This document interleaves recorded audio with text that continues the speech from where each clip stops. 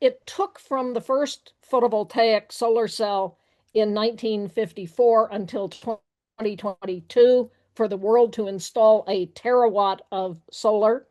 The second terawatt came 2 years later, and the third will arrive this year. We're putting up a gigawatt's worth of solar panels. That's basically the size of a nuclear plant every 15 hours. And last year, 96% of the global demand for new electricity was met by renewable energy. It's happening. Why? Because it's cheaper.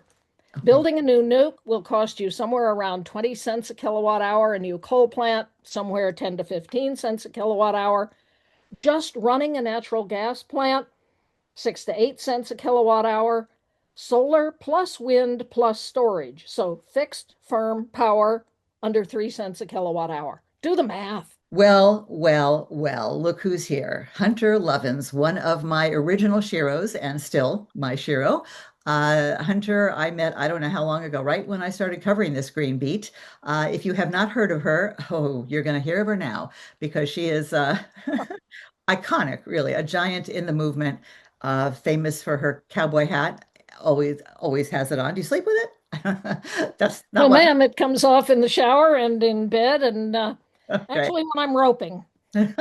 Well, you are the real deal for sure. And all those books behind you were not authored and co-authored by you, but you have about a dozen titles to your name. I won't go through them all, but one of the biggest ones that I recall maybe people really noticing because it was about that time, Natural Capitalism, 1999, where I started covering the Green Beat and people started paying attention. Of course, still not enough.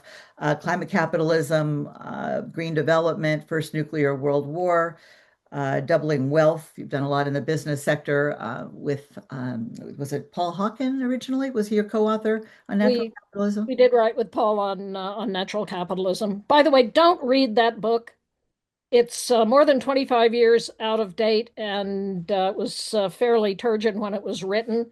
The more recent book was A Finer Future, Creating an Economy in Service to Life, Didn't even have is, that I one. think, a Wow. much better book and much easier to read and has all the same sets of assertions that were in natural capitalism. Fabulous. I'm so glad you mentioned that and showed it. When did that come out? 2018. Do we still have a fine future?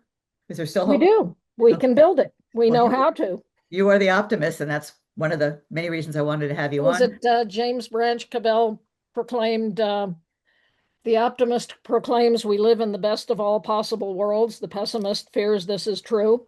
I hadn't heard that. I love that.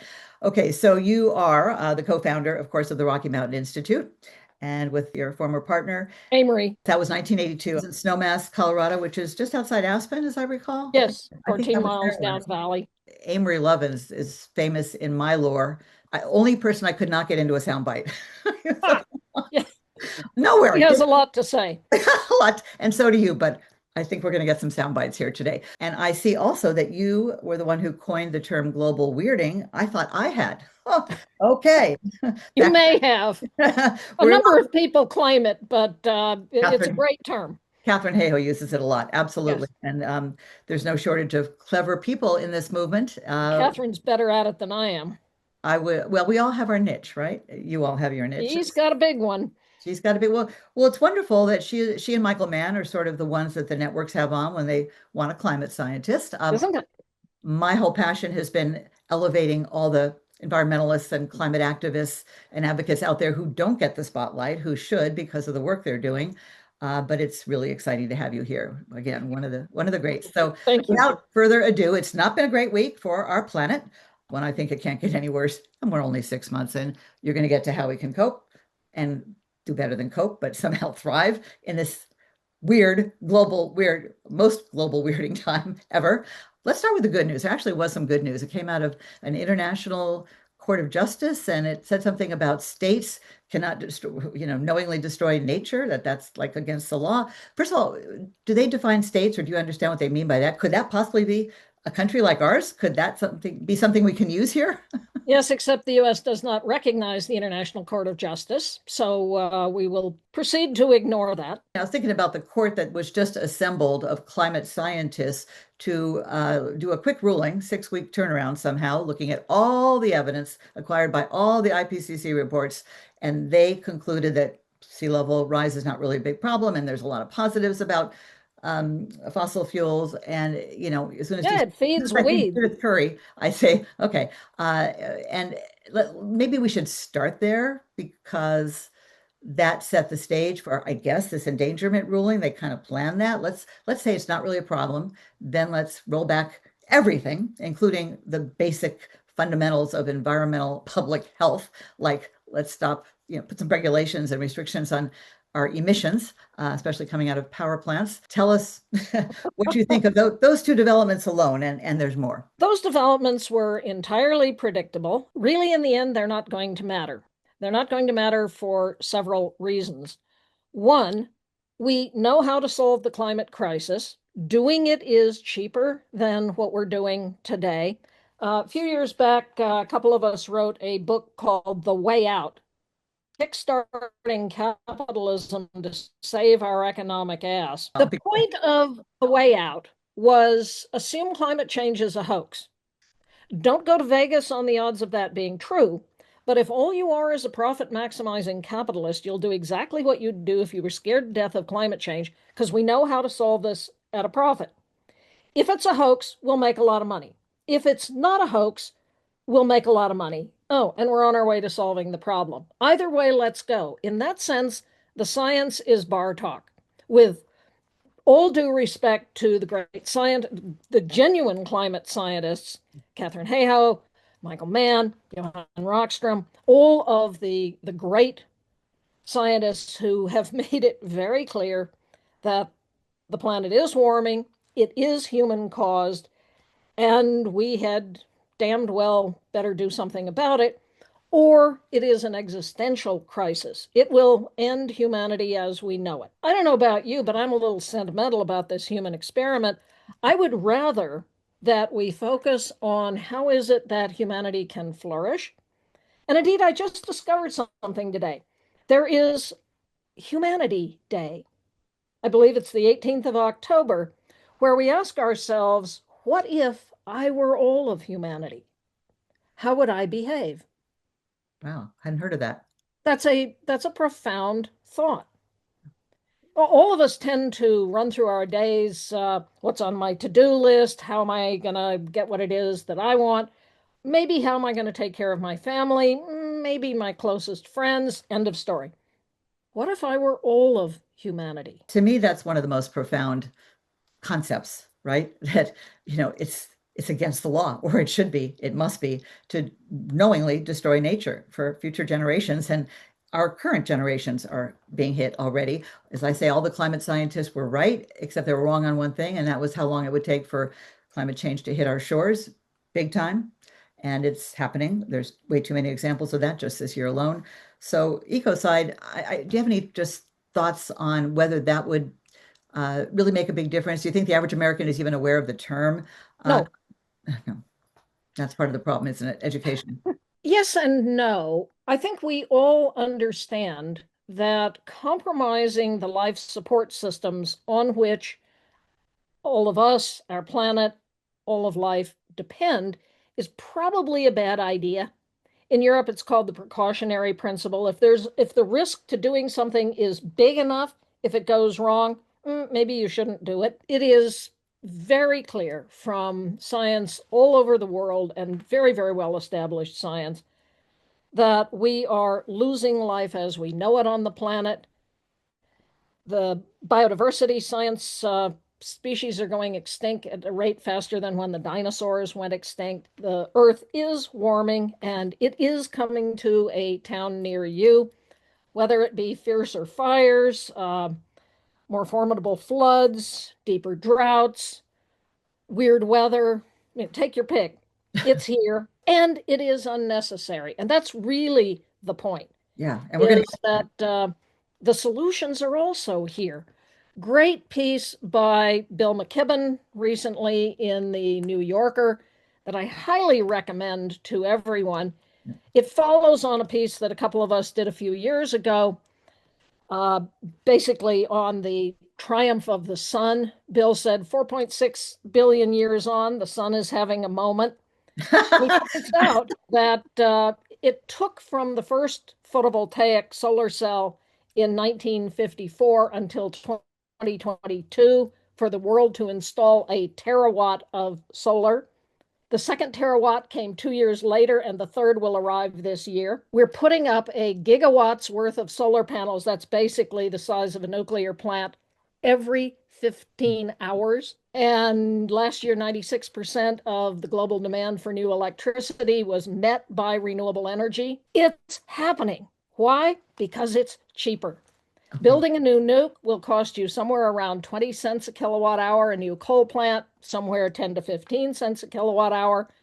Just running a natural gas plant, 6 to 8 cents a kilowatt hour.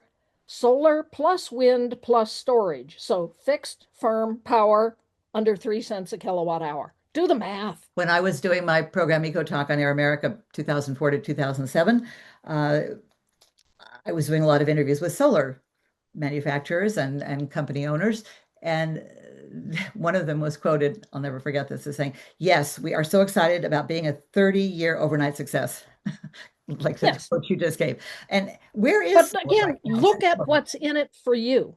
So I have solar on the We have ranch. solar. We have third house My solar. solar feeds a set of batteries in the garage Yep. that Yep. powers my electric vehicle. Yep. When the power goes out, we're in a rural area, it does not infrequently. The only way we know is that the clocks start blinking Yep. because I don't have everything hooked to the solar system, just the essential uses of electricity. And oh, there was another power outage. Imagine that. We have genuine homeland security. Do this on a neighborhood scale, the sort of work that a group out in California called Clean Coalition does. They're putting microgrids. So neighborhoods powered by solar, trading power back and forth. You can do this on buildings. And indeed, many of the tech companies are now realizing, oh, they're going to put in all these so-called hungry, electricity hungry data centers, power them with renewables. It's a hell of a lot cheaper. Mhm. So So we it's happening. Nothing that the Cheeto in chief wishes to do can slow that down. He's fighting economics, and that's always a recipe for failure. and he's a business genius, but China's beating our butt, but maybe we'll get to that. So we just moved from Hill Country, Texas. We were the first ones in our neighborhood of 200 homes to put solar panels on. Our neighbors tried to fight it, but you can't do that. You can only block a neighbor's solar panels if it's going to impinge on their ability to enjoy their property. You couldn't even see them. They were on the back of our house. I wanted to be on the front so we could inspire our neighbors. I think one other house did it. But, meantime, this neighbor got his grandchildren in the swimming pool. It's 108 degrees in Texas, where they have humongous storms, as we have just seen another example. I've never seen thunder and lightning storms that flicker like a light bulb going out for 15, 20 hours at a time. And so what's stopping the spread of solar if it is, I mean, we've been talking about it a long time, we in the movement, uh, people who are against it for like my neighbors, they philosophically against solar, okay, say it's unreliable. What do you say to that? They simply haven't lived with a system like mine where you have solar plus batteries, which is more reliable than the utility grid. And this was proved, oh gosh, back in the 70s by Dr. Ed Kahn at Lawrence Berkeley, that you combine the renewables and it's more reliable than a fossil fueled grid. China is doing this, as you mentioned. Big time. China has installed something like half the renewables that went in. Why? Because they can't breathe. Air pollution today kills, pick your number, 5 to 8 million people around the world every year. And so this reversal of the endangerment ruling is just going to kill more people. It will primarily kill people in inner cities, but there are people who don't care about that. And clean energy, I mean, a solar spill, that's a sunny day. A wind spill, that's It's breezy. So, An oil spill, there goes your coast. right. So A what, nuclear spill, there goes a portion of your country. and I want to get to These nuclear. things are safer, they're cheaper, they're now fairly ubiquitous, and they are unstoppable. The current administration may try. Again, they're fighting economics, they'll lose. Now, what they can do, and what has happened to the solar industry for decades, we're going to subsidize solar. And 6 months later, the subsidies haven't come. When you say that, everybody goes, I'm going to wait until the subsidies are in place. That helps crash the industry. Right. The subsidies come in place, a new administration comes in, you pull the subsidies, that helps crash the industry. What the industry is learning is let's just behave like business people. Let's price these things at a margin above what it actually costs us. Let's sell it based on the benefit to the customers. And people go, oh, this is just a better way of powering my house. Mhm. Is the problem the bottleneck of the grid, the infrastructure? The Can't. grid is a problem. For years, people have fought having more big towers and wires strung over their heads. Microgrids. We know how to provide the energy that we need, community by community. Why do the utilities want these big, massive solar plants? Because they own them and they sell you the electricity. The advantage of my system right now, I'm not at home. I'm not at the ranch. It's sitting there chunking out electrons, which I'm selling to the utility. Yeah, yeah, It yeah. would be, again, better economics to have distributed renewable generation, the utilities acting as a distribution arm, but like that's not our business model. We generate and sell kilowatt hours. So do you see hope there, like breaking through whatever it is that is slowing down widespread expansion of solar Yes, we will over time do what makes economic sense. over time? And We don't have the a lot of economic time, do sense we? is just better with distributed generation. Now, it would every time you get a stupid group of people making policy, it slows the whole thing down. And Exactly. we're starting to run out of time. I mean, you say I'm an optimist, Yeah, maybe. We're starting to run out of time. yeah. And as I said, this is an existential issue. It has the potential to wipe out the human experiment, along with most of the rest of life. Now, in a sense, fine. We've had extinction events in the past.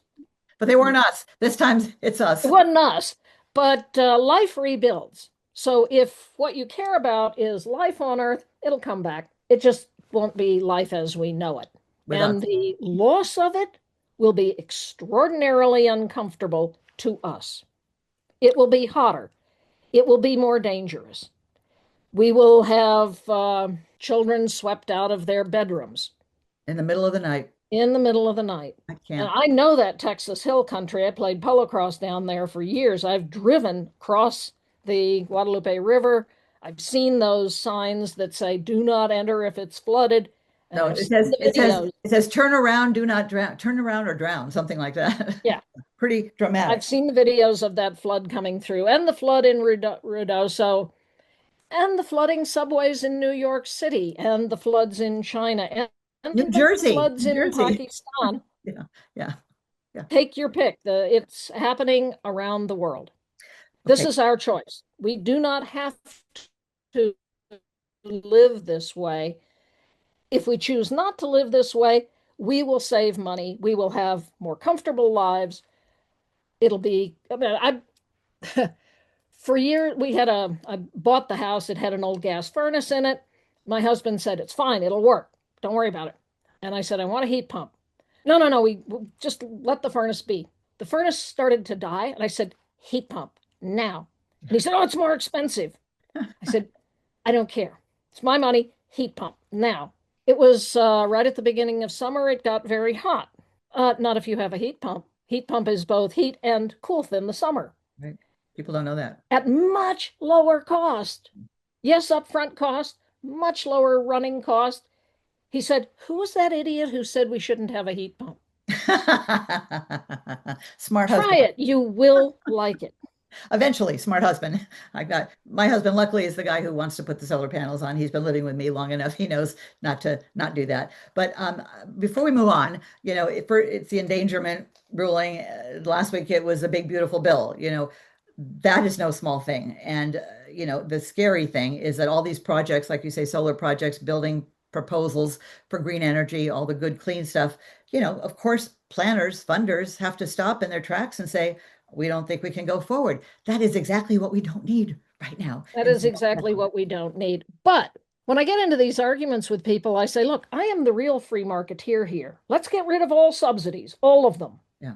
Oh, yeah. Let Subsidy. all these technologies compete on their merits, at which point you will never see an oil operation, a gas operation, a coal operation, a nuclear operation. They are simply too costly. As are the mega disasters we're seeing. How many, each one is like an average of $1 billion. So people like my cousin, who's a Trump supporter and works on Wall Street, it's too expensive. It's too expensive. Of course, they were saying that for years. We're like, look at the cost of cleaning up and people losing their lives and livelihoods and property and family members.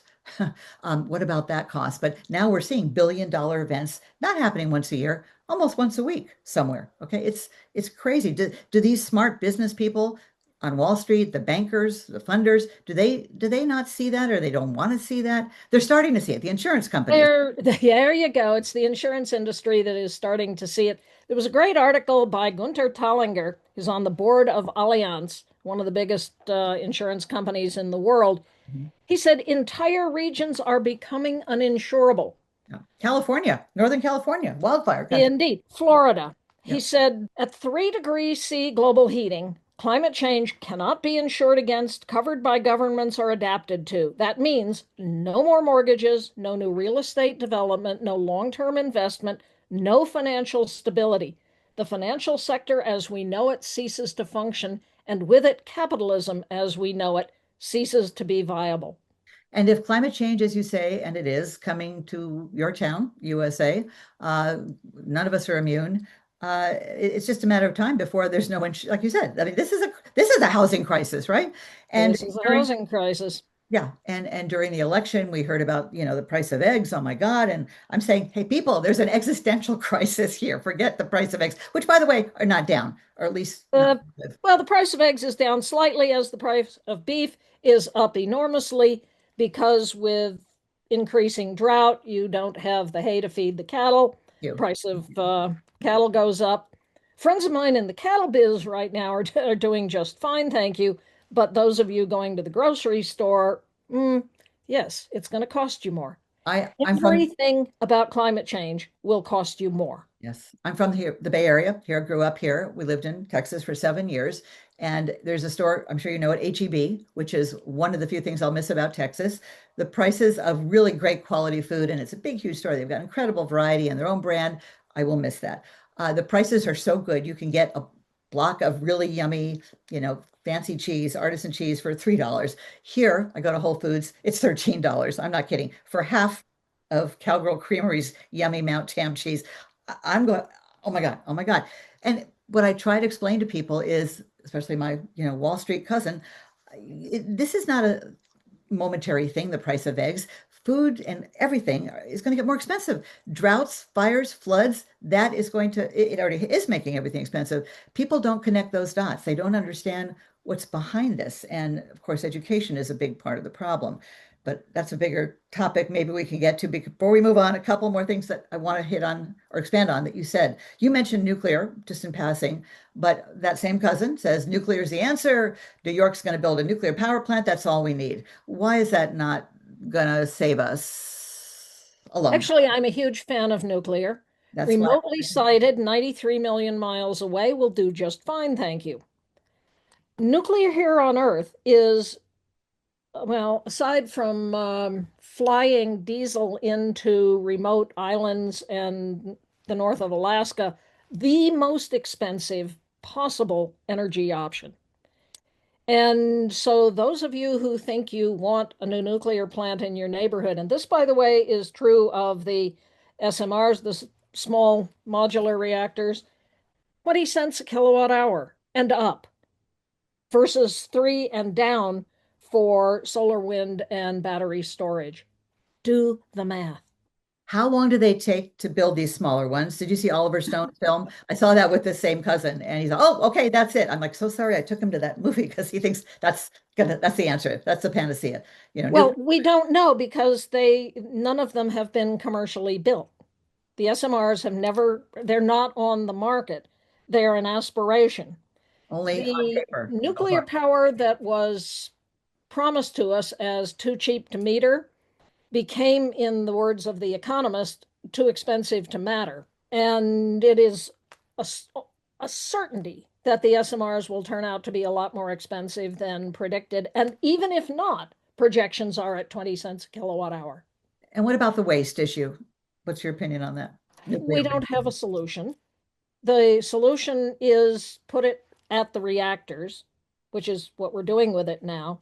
So if there is ever a terrorist attack on a reactor, the reactor itself might survive, but the nuclear waste stored right next to it will get dispersed. Not the sort of thing you want in your neighborhood. The other real issue is the fuel cycle. Where does the darn stuff come from? The uranium is mined typically on indigenous land, with, in the case of the previous mining on Navajo country, horrific health implications for the people living there. You then have to enrich it, refine it. That makes it, that all that takes energy. That makes nuclear about as carbon polluting as natural gas. So it's not a clean technology. It's not a cost effective technology. It's not a good neighbor. Why? When we know how to meet all of our energy needs, cheaper, faster, better, as Tom Steyer put in his book of the same title, using renewables. So the one that the governor of New York is touting, the nuclear plant that's going to be built up in, I think, northern New York State. It won't. How long will that take to be built? Are you saying 10 years at best. at best, if all goes well? Yeah. If all goes well. Not gonna Vogtle save us. plants Not in gonna save Georgia us. took 30 years, if they ever run. They aren't at the moment doing all that well. Why do you think Republicans only ever tout nuclear? Or as George It's Bush said, big. nuclear. Yeah, nuclear. Thank you. Yeah, it's nuclear, folks. So is It's this big. moment. It's owned by the utilities. Again, part of what we're talking about here is an issue of democratic technology. When you own your own solar, you're in charge. You're no longer buying from the utility. Who pays for congresspeople, presidents to get elected? It's not you and me. It's large, and often large energy companies that put millions of dollars into a political campaign. As we just saw, As we just saw. bigger than ever. Surprise! What are the pronouncements that come out of that administration? It's in favor of large, centrally owned power that gets sold to you, and you then have no choice but to buy it. So it's a monopoly. Thank you. I'd rather own my own. It's greed, unfortunately. And It's greed and power. yeah, greed and power. That's greed and power, power and greed. That seems to be their motivation. What about their kids and grandkids? Hello. Well, Garrett Hardin said, how better to pay tribute to the boundless creativity of the next generation than to make damn sure they're going to need it. Oh, God, I love your quotes because I've never heard them before and they're great. Okay, before we move on completely, you mentioned planetary boundaries. We've exceeded 6 or 7 of them out of 10, I think. Uh, 9, but yes. 9, that's right. Thank you. We just had Overshoot Day, World Overshoot Day, which I think is one of the biggest stories not ever getting told. When I was pitching CNN, MSNBC on a program on solutions, like how we might save ourselves. Oh, no, no, we don't want that. I said, well, this story is really big and you guys really haven't had it yet. Can I do that? No, no, no, no. Well, why? It's not important. Hello. So World Overshoot Day, as you probably know, but many people watching may not, originally started, I think, Christmas back in the 1970s when they started keeping track of this. It was like December 25th. Now it was July 24th, almost 25th this year, meaning each year it comes earlier. What does that mean? That means every day after that, we are exceeding Earth's ability to support us, 8, 9 billion people now. That's a really important number. And people say, well, numbers aren't that important. People don't really relate to them. But I disagree because I think when I tell people that we are, I say 350 million parts per million of greenhouse gases in the atmosphere is considered safe. Where do you think we are now? This is just my little pop quiz I do to people not in the green community. Nobody knows. Well, last I checked, for up to 430. That's why we're seeing the extreme weather events and all the other problems, including pandemics and tick-borne illnesses that we're seeing already. Imagine what another degree or two will do. So, how do you feel about Overshoot Day? Do you think it should be publicized more? I mean, this whole planetary boundaries concept, average person walking around, American, has no clue. Arguably, nor should they.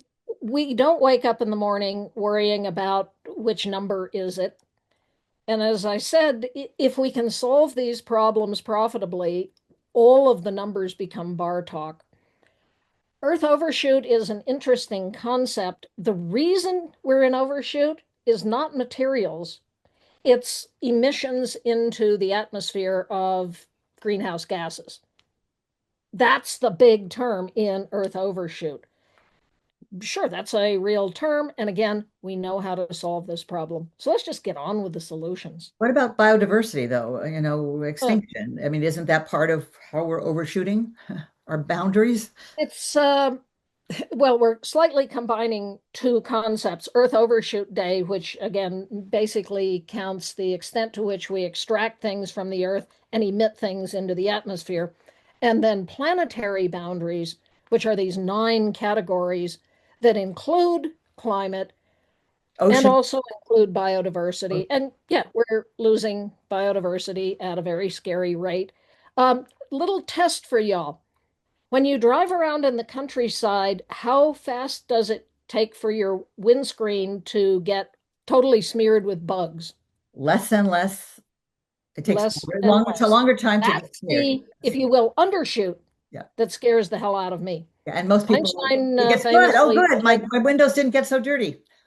yeah, Einstein famously said, when we lose the bees, humans will be shortly behind. Right. Because they are We responsible are for a quarter losing of our bees crops. Yeah. and pollinators. So if you like things like almonds, you better have more bees around. Coffee is endangered. Coffee. Wine, my two favorite beverages, and tequila. I'll Okay. take whiskey, but Okay. Well, I need more and more. barley's doing all right. Yeah. But I blame the Trump. wheat is not. We had 10% lower wheat crop as a result, and various other things like COVID and conflict and climate. We have famine around the world. I work with some folk in the World Food Program, and it's getting worse and worse.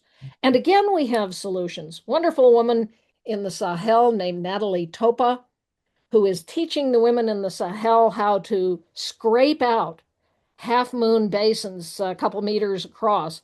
They trade with nomadic herders to get manure, put manure in, dig a little hole, put the manure in, plant a little tree. Now they have shade. They grow their crops in around the shade.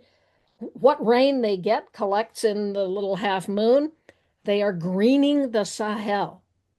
Google the Sahel greening or Natalie Topa, and you will see these amazing photographs of what this one woman is doing.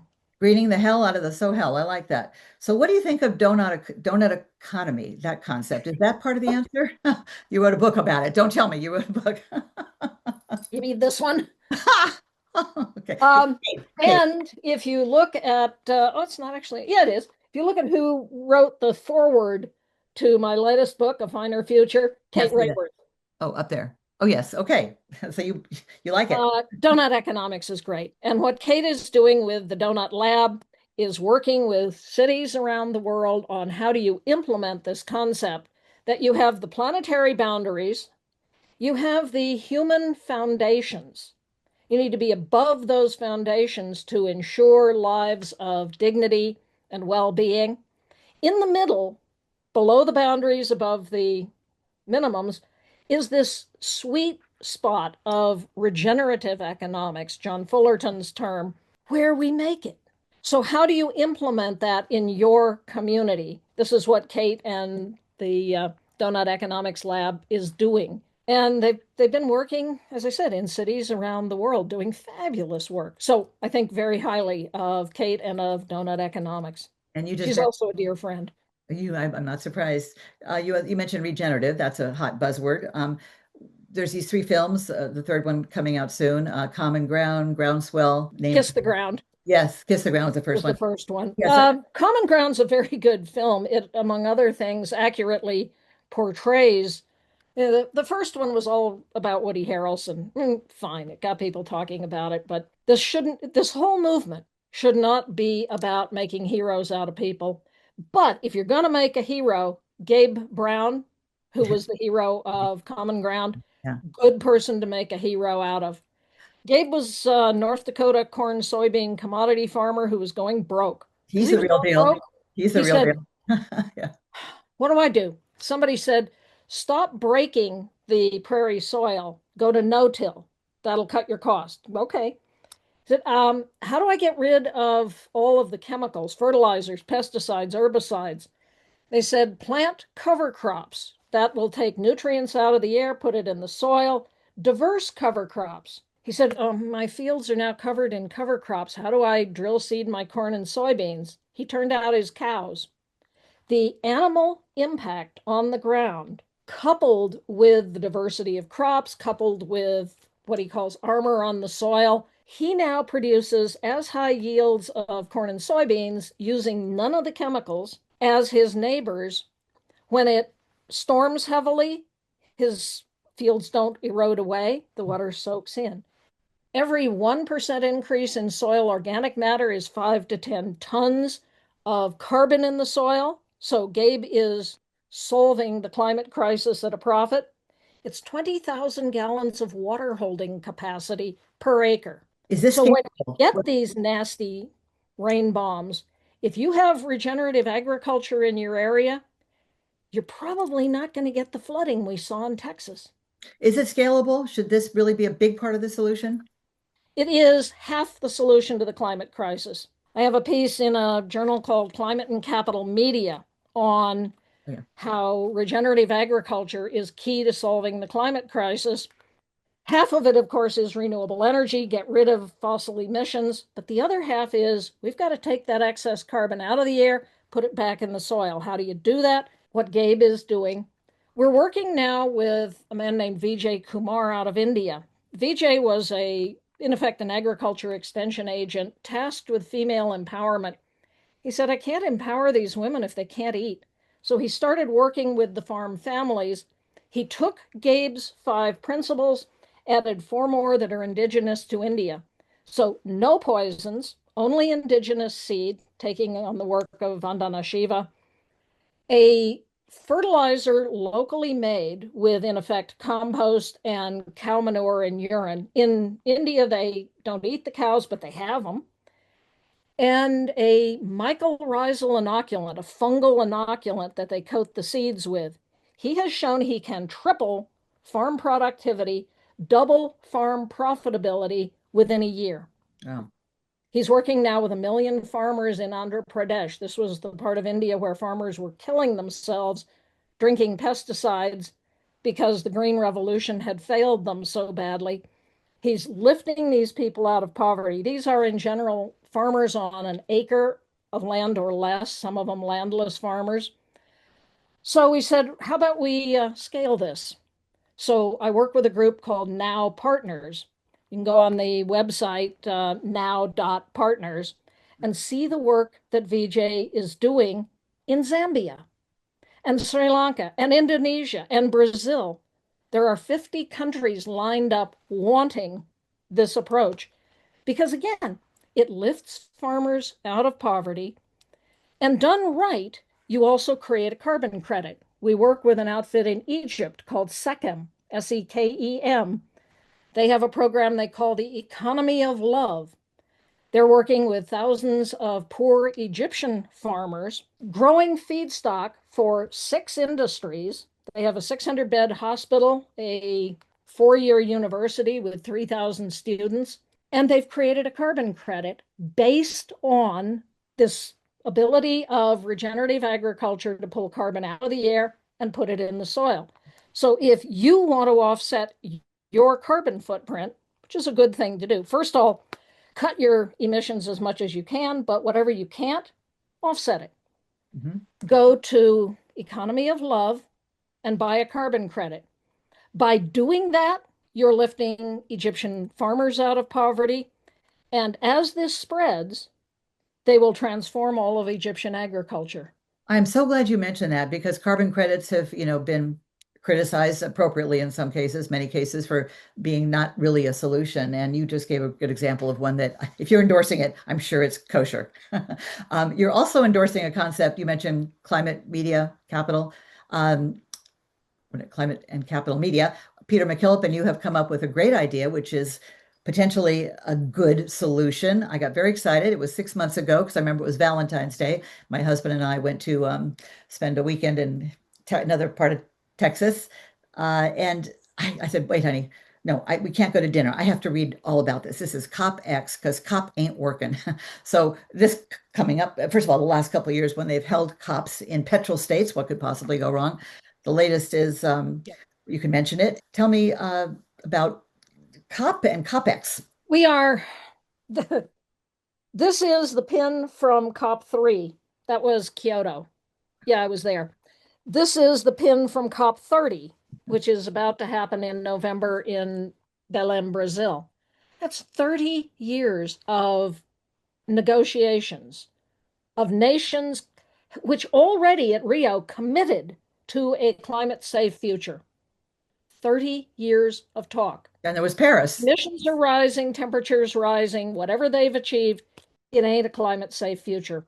So I was pitched by a very senior UN official who pointed out the structure of the COPs, which can only make decisions unanimously, will never solve this problem. The Saudis make $1 billion a day every day they delay action on climate. Yeah, really think we're going to solve the problem with the COPs? So, yeah, and as you point out, now they've been held in petrostates. There was a good accomplishment out of the COP in Dubai. The United Arab Emirates concluded a whole lot of oil treaties. Same thing in Baku. It just didn't do a hell of a lot for the climate, nor will COP30. And indeed, the Brazilians have now admitted that in the letter that the COP president sent out. He said, correctly, everything that can be negotiated has been negotiated. So he said, let's have this COP focus on implementation. Now, there's a hell of a good idea. And so I'm talking with the Brazilians. If you want to start implementing, you have to empower the people of the world to do this implementation. Right. The UN official who pitched me said the COPs will never solve the crisis, so it's over to us.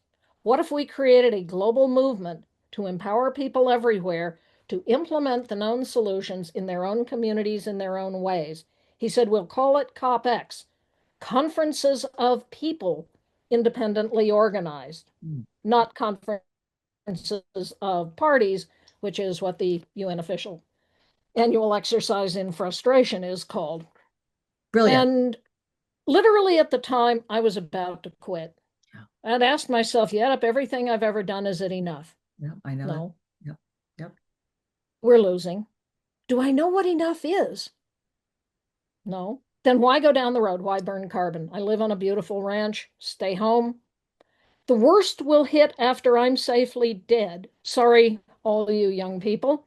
Mhm. So I thought, Mhm. I'll hang up my spurs. That was a bleak thought. Yep. Literally, the next day, I encountered this guy and he said, join me. And I thought, I can't say no. So I looked at him and said, I will ride for your brand. I said, you've no earthly idea what I just said, but you'll figure it out. So we're creating it. We're creating it out of nothing. A And it's been small about group of 6 months. people. So where is it now? We're over 1,000 people who have signed up to be COPx organizers. We will be at New York Climate Week. We will be in Belém at the COP. And I will be talking to the Brazilians saying, if you're serious about implementation, here is an approach that you can use. If you're part of an existing climate group, keep doing it. We're not saying we're it, you're not. We need all of us. But what we do need is to be in a global conversation about what works and sharing what each of us does. I say to people, what's your dot? Do one thing every day. Look yourself in the mirror. What's your dot? It can be as simple as picking up a plastic bottle that's been thrown away, because as plastic degrades, it emits methane. Microplastics too in our blood and everything. Microplastics that are That's now in for our another brain. day, though. Yeah. Yeah. God. It can be as ambitious as a housewife here in Colorado approached me and said, I want to shut down the largest polluter in our county. It's like, yeah, you and who else? She said, will you help? And I thought, well, and this was 2 weeks after I joined COPx. She said, let's give it a go. And she said, would I come talk to a gathering? Sure. To count them 9 people. Would I come to a meeting a couple days hence? Yes. To 40 people. Would I testify? 75 of us testified. The county shut the plant down. Wow. It's like, Fabulous. whoa, you go, girl. It wasn't me. It was a housewife who cared about the health of her son. What's he breathing? Anything you do on a daily basis, we want to know about. Write us.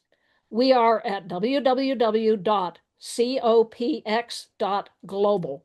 We're on WhatsApp, we're on LinkedIn.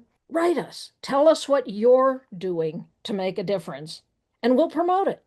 Okay, speaking of promote, I'm really lousy at promoting my own shows. That's why nobody's ever heard of me except the wonderful people I interview and spotlight. Exaggerating a little bit, but 28 years and counting, and hello. I go to conferences and there's people on stage, like climate journalism conferences, covering climate now. People on stage who weren't born when I started doing this. This is not about me. I haven't been paid a dollar, cost me a fortune. But the more I learned from people like you, the more I couldn't stop. And now it's beyond hope, right? So, but this week, I was ready to hang up my mic. This is more symbolic than anything I use today. It would cover my whole face because of this endangerment thing on top of the big, beautiful bill. Thinking this, we're only 6 months in. Like, why this is my one precious life. I have a big birthday next month, but I have a granddaughter, and all children to come have always been what motivated me. And so I said, there is some hope, and I got to remember the things that gave me hope this year. And I thought of COPx. So I'm with you. But here's what is the key missing piece of the solutions puzzle, in my strong opinion. That's educating the public, bringing the population along with us. Because for whatever reason, nobody seems to be talking about that. I've been screaming at every climate environmental conference I went to, and I started with zero waste to zero emissions, from garbage to global warming, global weirding. And I'd say Fox and these right-wing outlets are spewing disinformation. It's intentional. They're lying about climate change. I've been on their shows calling them dinosaurs, and people looked at me like, what are you talking about? Because people like us don't watch Fox, but it's still going on. I think there should be a lawsuit. If they can't lie about COVID and election fraud, how can they lie about climate? But that's a big reason Trump won. It's a big reason that we are having these rollbacks, which we can ill afford. So, how important is that? Give a little plug for getting, independent green media a little support, because billions go into clean energy, bupkis goes into independent media, green media. Independent media is going to be our lifeline in the couple, 3 years to come. And it really is incumbent on every one of us to support the independent media that we count on. But I don't think Trump won because of Fox News and the disinformation. I think Trump won because the alternative was less attractive. I think the Democrats, in large part, have stopped listening to ordinary people. Now, I think what you will see in the next year is those ordinary people will say, well, what happened? We voted for this guy and he's screwing us. Yeah, yeah, yeah, Hello. yeah. And I think you're going to start to see an enormous shift. From your The mouth. Dems have been very good at staying on the coasts and talking to each other. Oh, yeah. We need to start talking to people we disagree with. If you look at these statistics, and they are overwhelmingly, most people agree about something like 95% of everything. We all want a clean environment. We all want health. We want what each other wants. So let's start talking about how do we achieve that for everybody. I love that. That, Now, I think, will transform American politics. Let's also stop talking about what Washington's doing and start talking about what we're doing in our own community to build the kind of community that we want to live in. And this is where independent media is crucial. What's going on in your community? How do you know? And let's start having real conversations.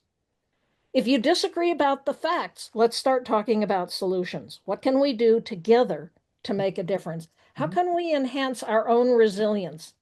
How can we enhance our own quality of life? You Then we can begin to rebuild the kind of governments that we want to have. One of the reasons I'm pissed at the Democrats, the leadership, the party, is they barely mention climate change. And even though Biden, did some good with a $376 billion climate act that is getting clawed back by you know who's, um, they didn't mention it enough. I mean, it was mentioned in passing, Kamala Harris, and I'm like screaming at my TV. It's a leverage issue. If more people understood, and more people are going to understand if you talk about it as if it's not just another item on the list, another issue.